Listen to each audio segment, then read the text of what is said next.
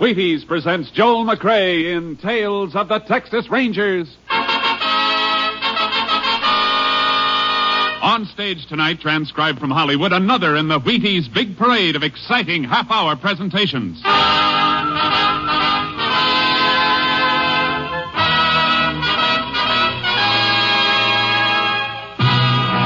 Tales of the Texas Rangers, starring Joel McRae as Ranger Pearson. Texas, more than 260,000 square miles. And 50 men who make up the most famous and oldest law enforcement body in North America.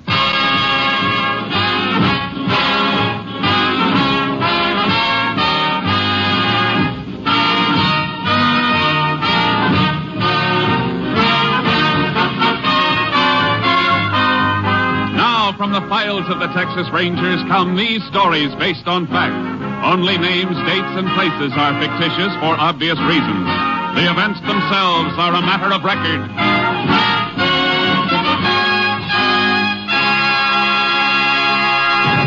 Tonight's case, the broken spur.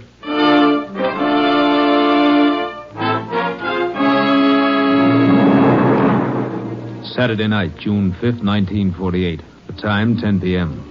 On a small ranch 10 miles south of Cranston, Irwin County, Texas, Milton Thomas was counting a large sum of money, preparatory to locking it up for the night. As he was counting, his dog Rags appeared to be nervous. Thomas tried to quiet him. Rags, stop that. You're making me count wrong. 50, 100...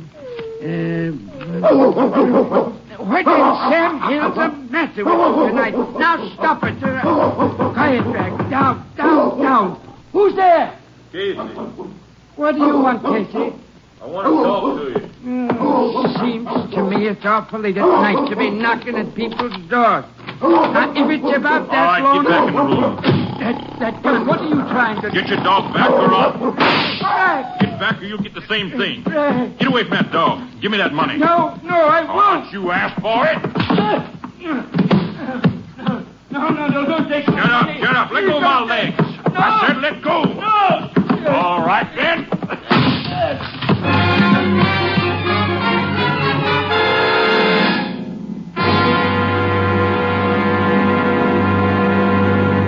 Tales of the Texas Rangers will continue in just a moment. If you've got a job to do tomorrow, partner, get your Wheaties. Sure, Breakfast of Champions is for you, just like it's for Ralph Kiner, pride of the Pittsburgh Pirates. You may not play ball for a living, but whatever your job is tomorrow, you can do it better on a better breakfast. And it's a better breakfast you're starting with Wheaties. There's a whole kernel of wheat in every Wheaties flake. Yes, whole wheat. Good, sound, whole wheat. Plump and ripe and bursting with vitamins and minerals and protein for your vitality, your energy, your working power. So tumble the Wheaties out of the package, pour on the milk, put on the fruit, pick up the spoon, and smile. You're eating good to be feeling good. Breakfast of Champions for people who are going places. Are you ready? Try 'em. See how Wheaties at 7 can help at 11.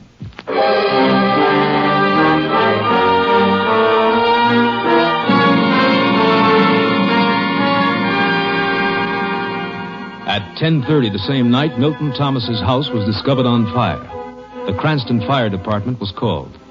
Next morning, the local sheriff, making a routine investigation, discovered the burnt remains of a broken chair next to Thomas's body. He ordered an autopsy. The results prompted him to call the Texas Rangers.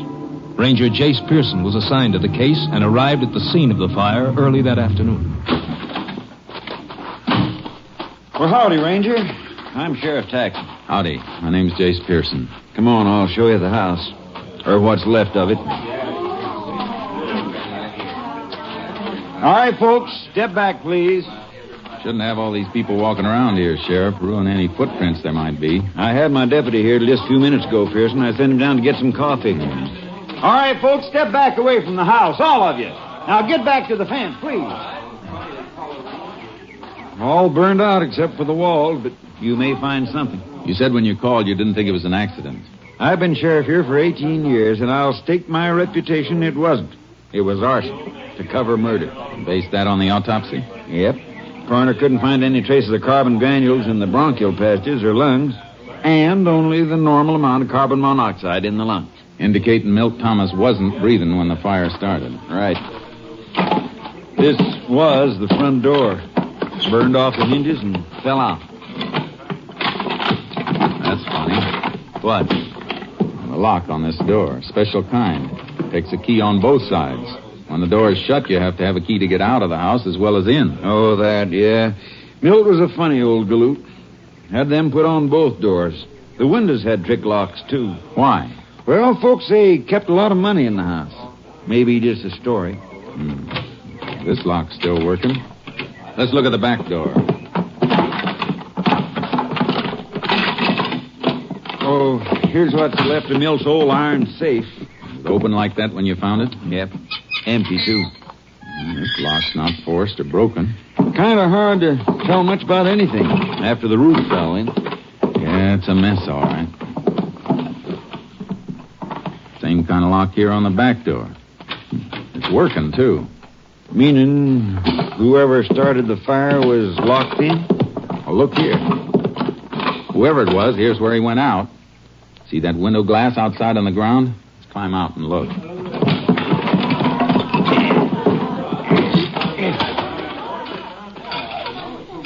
See? The heat didn't break it. It's not crazed. It was knocked out from inside. And do you think the killer was trapped inside? Could have been, after he set fire to the place. How about footprints, Sheriff? Oh, there's thousands of them. Volunteer firemen tramping around all during the fire. Wait, here's something. Huh. Looks like a spur rowel. That's exactly what it is. Broken off a spur. Right below where the window was. Maybe busted off by a man jumping out the window with his tail feathers on fire? Maybe. I don't envy you none, Pearson. How come? Well, as a clue, the spur rowel's probably mighty important. But what, Sheriff? I was just thinking.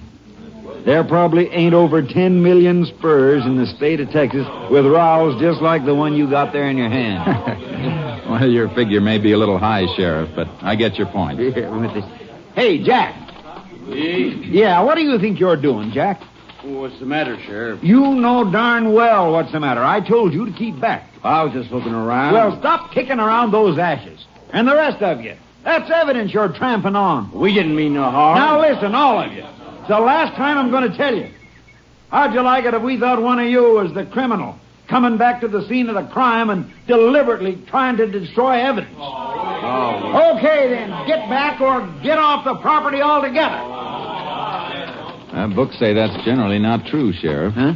About the criminal in the scene of the crime. Happens only once in 1,000 times. Oh, I know it.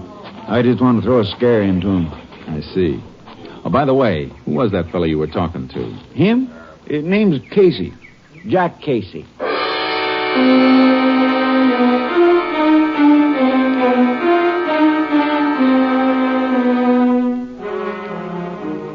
The sheriff and I went over the yard thoroughly, but any footprints the murderer might have left were trampled out by the firemen and the onlookers. Finally, some distance from the house, I found the place I was looking for. Sheriff? Huh? Come over here. What is it? Look, here's where he took off from. Hoofprints. Dug out in an awful hurry, too. And his horse tethered to this tree. Seems to me any man who had legitimate business at the house would have tied up closer. Yeah, that's logical. Well, look here. Horse chewed on the tree. Might be a cribber. We find our man, we'll likely find a horse that chews on his feed bin. See, these tracks head west toward Snake Creek. You got a horse, Sheriff? I can get one. Good. I'll get mine out of the trailer. We're going to follow those hoof prints.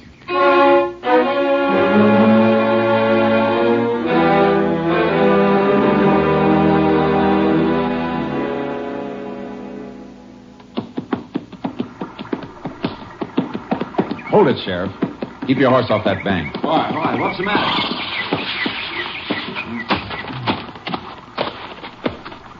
Boot prints. Good, fresh ones. Oh, I thought for a minute you'd seen a moccasin. This stream's full of cottonmouths. I'll take my kit and make some plaster molds of these prints. He dismounted here and led his horse across. Yeah, probably afraid of slipping on those flat, mossy rocks. Small foot, about size 7 or 8, I'd say. Odd track pattern, too. Not likely he was toting a heavy load. Probably a fat man. Fat. Yeah, look at his tracks. Deep, even in the dry places. I make tracks as deep as those, way over 200, but I ain't exactly fat. No, you're not fat, Sheriff. But what size boot do you wear? 11 and a half. You ever see a man your height make a footprint this small? Come to think of it, I don't suppose I ever did. Oh, wait a minute. That man who was poking around the ashes back at the house. Casey, was it? Yeah, Jack Casey. What about him? He's fat. Sheriff, was he driving a car or riding? Casey was riding his old paint mare. Say, she's a cribber. Then I'm going to need a warrant. As soon as I get this mold, I'm heading for town. Sheriff, either the books are wrong, or this Casey is 1 in 1,000.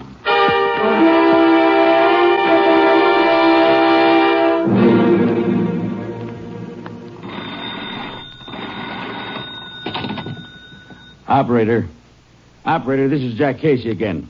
What about that call I've been trying to get through for the last hour and a half? Yeah, Money, Texas, the Delta Sawmill Company. I know it's Sunday, but somebody's bound to be... Who's that? Oh, Jack! What are you doing with that gun? Oh, it's you. Operator. Hello, operator. You said you'd call me back every 20 minutes. It was over half hour last time. Well, keep trying. Jack, who are you trying to call? And what are you doing with your shotgun? Leave me alone, Martha. Where you been since noon? You were supposed to meet me at the Tate's for dinner. I know it, but... Who's that? Who is it? Texas Ranger. What? Jack, what have you done? Put that gun away. Get in the back room. You ain't fixing to shoot him, are you? If I have to... Jack, don't do it. Please, Jack, don't be... Hold it, Ranger. Stay where you are. Put that gun down, Casey. You're not coming in here. I got a warrant here says I can. And I am. Jack, put it down. Let go of that barrel. Grab it, Ranger. Give me that. You all right, ma'am? Yeah, I'm all right. Shotgun's a nasty thing to carry around cocked. I'll just take this. I want to look around a little. That's your bedroom? Yeah. Come on. Paint mare outside yours? Yes, it is. Are these your boots? Mm-hmm. How'd you break this spur? Huh? Well, I didn't know it was broken. I'll take these boots along. You want me to get it, Jack? No. Isn't somebody going to answer it? Yeah, sure. Hello? What? Never mind, cancel it. You better come along with me, Casey. What's this all about, Ranger? Where are you taking Jack? He thinks somebody killed Milt Thomas. To be exact, he thinks I did. No. You seem to know some of the answers. Some of them. Before we go, Ranger, I'd like to ask you one question. Sure. What time did this so-called murder take place? About 10 o'clock last night. 10 o'clock? Well, that's I'll when we were... handle this, Martha. Suppose I can prove where I was last night. We're just as anxious to prove a man innocent as guilty, Casey. Do you have any witnesses? About 300 of them. At 10 o'clock last night, I was sitting in the Cranston High School auditorium watching my niece graduate.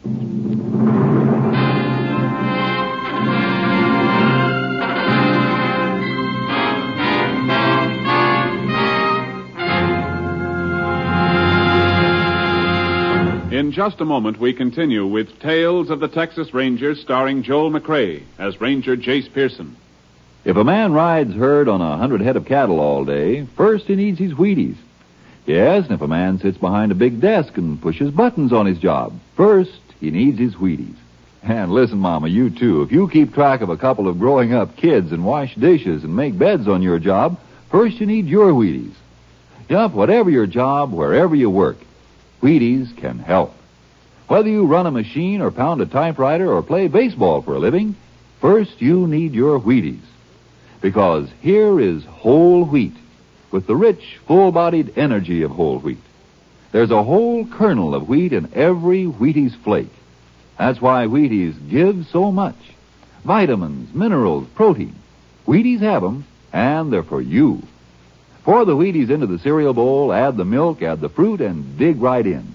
Do that at 7, and see how much better you're working when 11 a.m. rolls around. Yes, try 'em every morning, crisp and tempting, and see if I'm not right. See if a better breakfast with the whole wheat nourishment of Wheaties doesn't make a pleasant difference in your morning's work. See if milk, fruit, Wheaties isn't honest and truly breakfast of champions. See yourself how Wheaties at 7 can help at 11.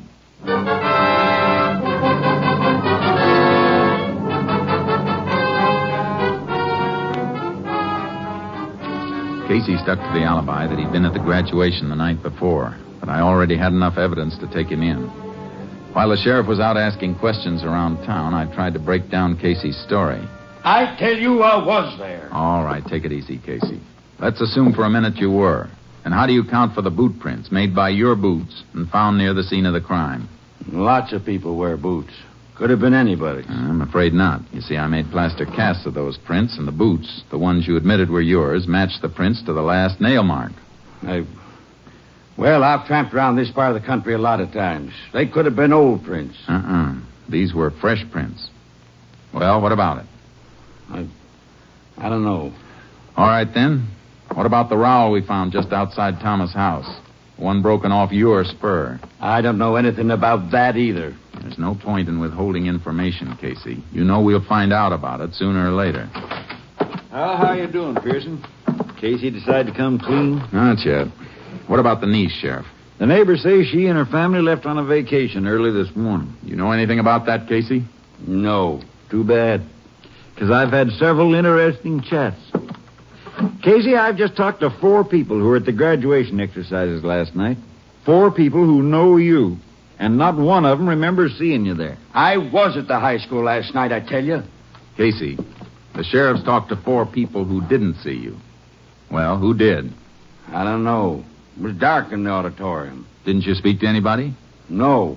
Thing had already started. And... wait a minute. Yeah. I talked to one of the ushers. What was his name? Wasn't a him, it was a her. One of the high school girls. She was wearing a long pink dress.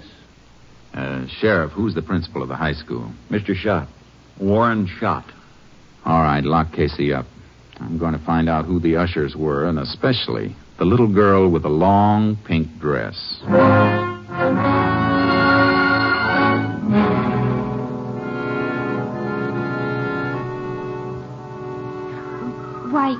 Why, yes, sir. I remember Mr. Casey being there with Mrs. Casey. Are you sure, LMA? This is very important.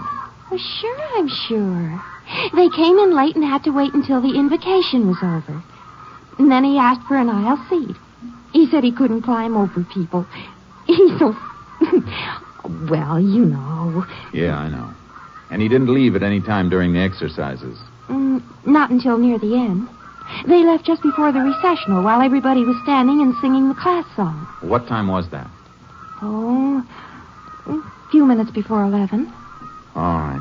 Thank you very much. Goodbye. Was I any help, Ranger? Yes, LMA. You were a big help.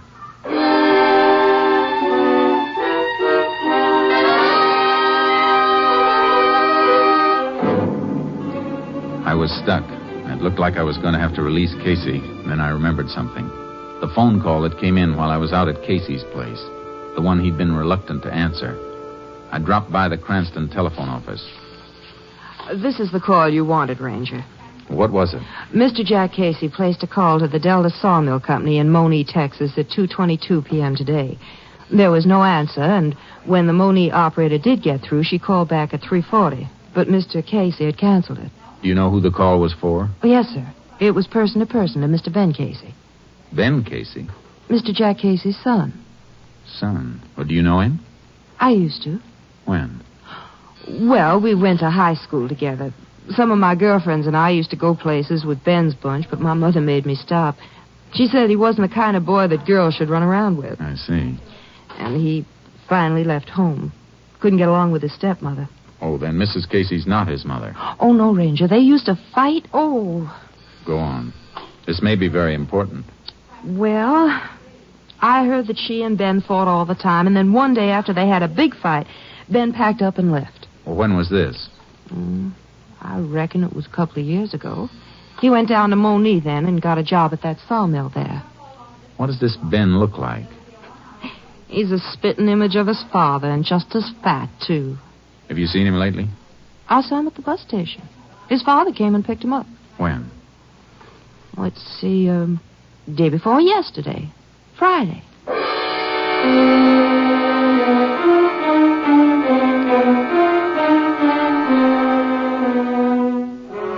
There was no doubt now why Jack Casey wasn't talking. He was protecting his own son. I put a call through to Mrs. Casey and met her at the sheriff's office. I ain't saying this because he ain't my flesh and blood, Ranger, but Ben's bad through and through. I might have knowed he was the one killed Milt Thomas. Mrs. Casey, tell me about Ben. He came in Friday, didn't he? Yeah. Come in on the bus and stayed over Saturday. He wanted to borrow money. He's always broke. Gambles. That's right, Pearson. Picked him up a couple of times for gambling. Go on, Miss Casey. Well, like I say, he wanted to borrow $50 from Jack, but Jack didn't have it. He just paid off a note to Milt Thomas, and he was kind of strapped. Oh, your husband owed Thomas money? Yes, but it was the last payment. Jack was joking about how Thomas always wanted cash money, didn't trust checks. Did Ben hear him say this? He sure did, Sheriff. And then he sulked around all day Saturday until we was getting ready to go to the commencement that night. And just before we left, he said he was going to use Jack's horse to go for a ride. At night? Yeah, seems strange to me, too. And then he asked could he borrow a pair of Jack's boots. He was wearing flat-heel shoes. They wear the same size? Oh, have, ever since I can remember. Well, anyway, we went on to the graduation. And when we got home, the mare was in the barn, still saddled, all sweaty. Looked like she'd been run almost to death. And Jack's boots were tossed on the floor, and Ben was gone. All right, Miss Casey. That's all for now, and thanks. You're welcome. Come on, Sheriff. We're going on a little trip.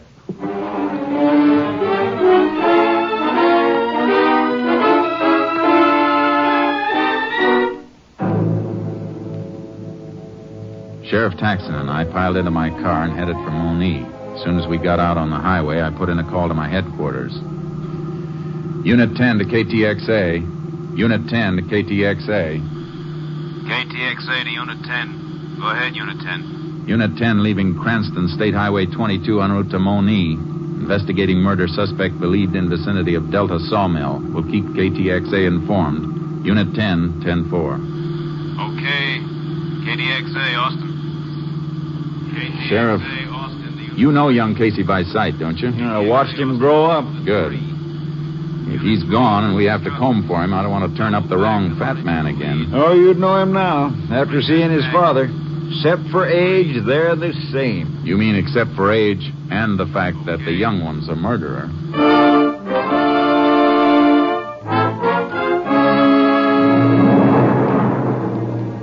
When we reached the sawmill, the moon was up. A full moon. There was a light burning through the window of one shack at the edge of the camp. We pulled up there and got out of the car and went in.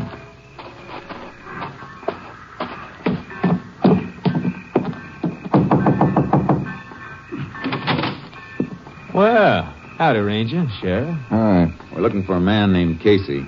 Ben Casey? Yeah, you around? I don't know for sure. Sleeps in the big bunkhouse down the line. Which bunk? I'll show you if you like. Fine.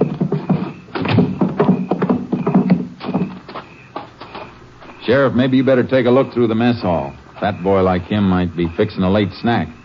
If you don't find him, come up and meet me. And if you do find him, call me before you try and take him. Right. Bunkhouse is this way. No light in the place. Well, some of the boys was going into town for a moonlight dance. Don't know if Ben went with them or not.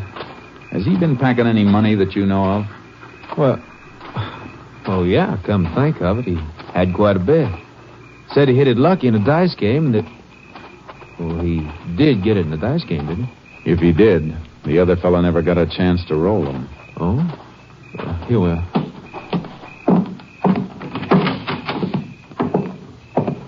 I'll light this lamp for you. Ben sleeps in that third bunk on the right.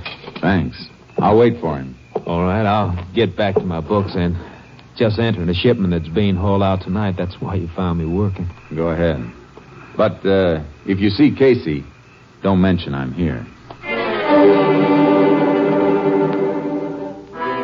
The foreman went back to his shack, and I ripped Ben Casey's bunk apart. There was nothing in the bunk or the covering.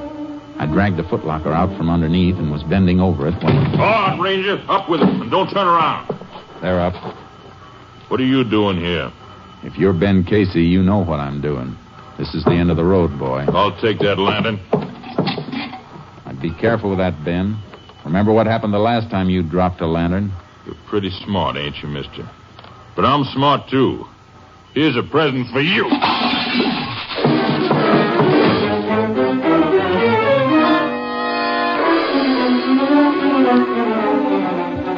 The lantern hit the edge of the bunk, and the flaming kerosene splashed over me. I beat the flames out with my hands and dove for the door. He'd rammed something against the outside of it.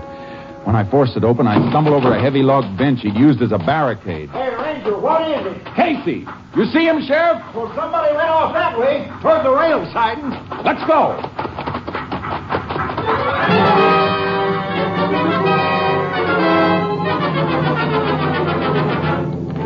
We spotted him swinging up the side of a flat car as the train hit the main line and started to roll. We grabbed onto one of the last cars and scrambled to the top and started to work our way forward. There he is, about 5 cars ahead. I can't see him. Kerosene scorched my eyes. He can see us all right. He's shooting. Drop flat. We'll crawl up on him. He can't go any farther than the length of the train. There he goes. He's jumping. I see him. I'm going after him. Well, I'm coming with you. He's breaking through the wheel.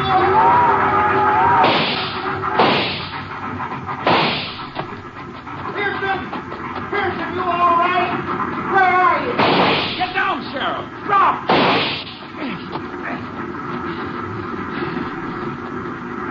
Can you see him? No, but he's close. About 10 yards in, not moving. Keep low. We're silhouetted good against this clearing. What you doing, Pearson? Taking off my jacket.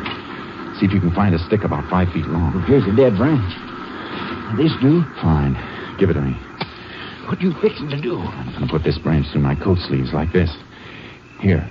When I tell you, hold it up. I get it. Something for him to shoot at, huh? Right. I'll fire at his gun flash. All right, Casey. Come on with your hands up. This is your last chance, Casey. Okay, Sheriff. Lift the coat. You got him. Come on. Don't shoot, Ranger. Don't kill me. Oh, please give me a chance. Like you gave Milt Thomas? It was a short train ride, Casey, but I got a hunch you'll get a longer one soon. Come on.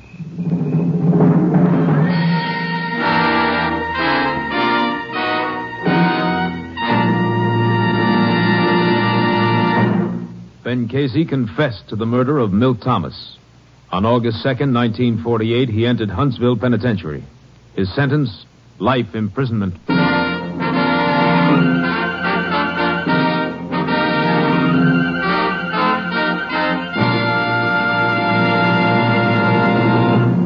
Joe McRae, that was a great show tonight. Wheaties and I are proud of you. Thank you, Frank. I like to please the customers. Well, now, so do I. Take Wheaties, for instance. Frank, are you going to say that Wheaties taste good?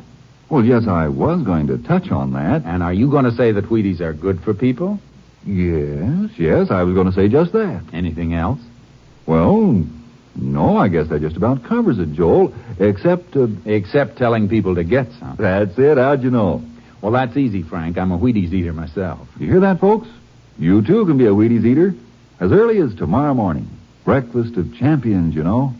Get some. Next week, Joel McRae in another authentic reenactment of a case from the files of the Texas Rangers. This story was transcribed and adapted by David Bruce and was produced and directed by Stacy Keach. Hal Gibney speaking. And this is the Wheaties man, Frank Martin, inviting you to listen Monday night to Frank Lovejoy and Night Beat on the Wheaties Big Parade. See you then.